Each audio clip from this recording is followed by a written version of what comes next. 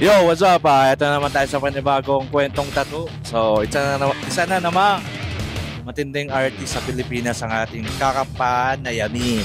Ayan. So, ito na. Hindi ko na patatagalin pa. From Dipolog City. Ako po pala si Jen Dipolo from Bacolod City po. Paps, may tanong lang.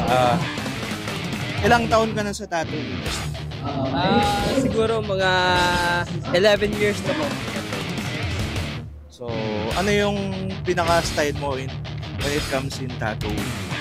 Hindi ko pa alam eh. Siguro yung style ko siguro yung pop art na something relation sa Yun yung pinaka-paborito?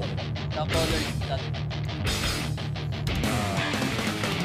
Ano yung masasabi mo sa tattoo industry noon nung una ka pumasok sa tattoo industry ngayon?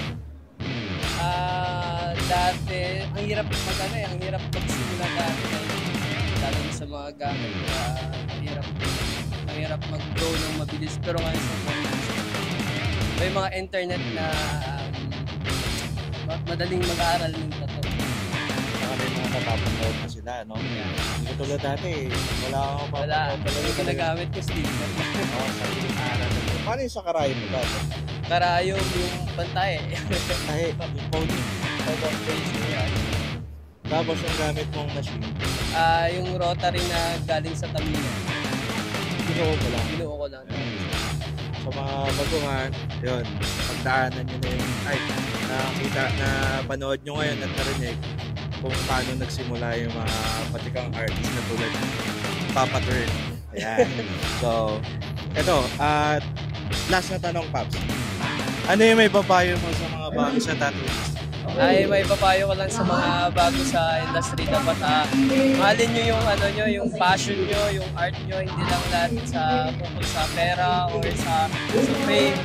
Dapat syempre, para din sa sarili nyo, para mag-improve kayo, dapat galingan nyo, ibigay nyo lahat.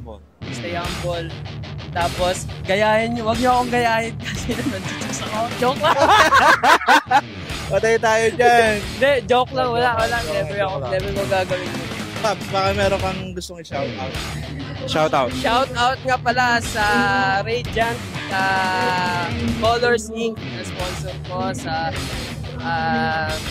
J. Conley, sa S-Goons, sa shoutout S-Goons. Salamat sa lahat yan, sa suporta, sa family ko, mahal kong family, sa kaibigan. Salamat Sir Dice, yan. Thank you. Maraming salamat sa pagpapaunlock. Till next time. Yo, so nakita nyo naman, narinig nyo sa isa sa mga batikan sa Pilipinas. Pagbutihan natin, mahalin natin yung ginagawa natin.